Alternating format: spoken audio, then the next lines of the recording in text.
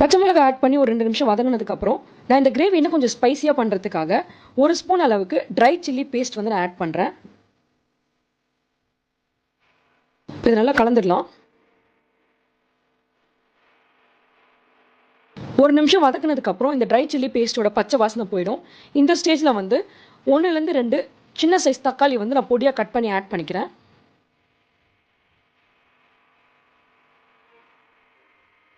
இது நல்லா வதங்கி வரட்டும்.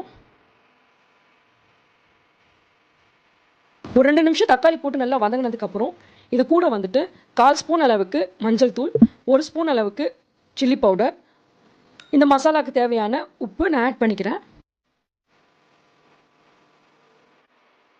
1லேருந்து 2 நிமிஷம் வந்து இந்த மசாலா ஆட் பண்ணதுக்கப்புறம் நல்லா வதக்கி விடுங்க. அப்போ தான் அந்த மசாலாவோட பச்சை வாசனை